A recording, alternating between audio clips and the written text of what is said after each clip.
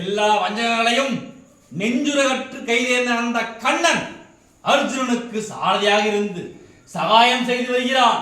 ஆகையால் தான் அர்ஜுனன் எல்லோரையும் வெல்கிறான்.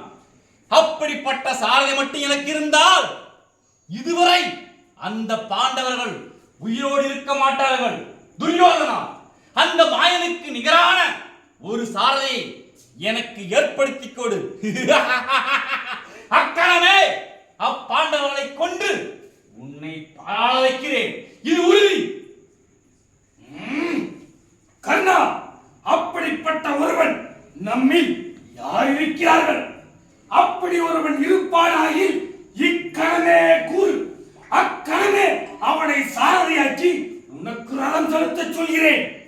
துரியோதனா, 8 திசைகளும் நடுங்கி ஒடுங்கும்படியாக ஆர்ப்பரித்து அரை நொடியில் வலம் வருகின்ற குதிரைகளுடைய மனதை அறிந்தவனும் எதிரிகள் செய்யும் போர் திறமையை சொல்லத்தக்கவரும் குவிந்த படைகள் மீது கவிந்து தேர் செலுத்தும் திறமை மிக்கவர்கள் இவ்வுலகில் 2 பேர்தான்.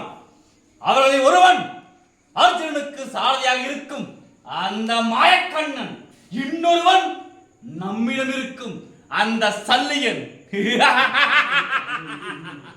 அந்த சல்லியனாக மட்டும் எனக்கு தேரோட்டும் சாரதியாக அமைந்து விட்டார்.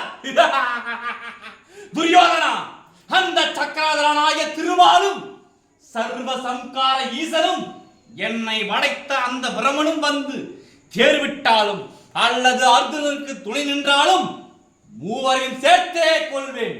துரியோதனா, பிறகு வாயுபுத்திரன் பீமன் முதலிய 4 என் கணையால் மடிந்து போவார்கள். துரியோதனா, அந்த சல்லிராஜனை எனக்கு தேரோட்டும் சாரதியாக அமைத்துக் கொடுக்க உன்னால் முடியுமா? முடியும் கர்ணா. இதோ இப்பொழுதே புறப்படுகிறேன். அந்த சல்லியனை உனக்கு சாரதியாக நியமிக்கிறேன். இந்த வணங்காமுடியோனின் வாழ்வு உன் கையில் தான் இருக்கிறது என்பதை மறந்து விடாதே.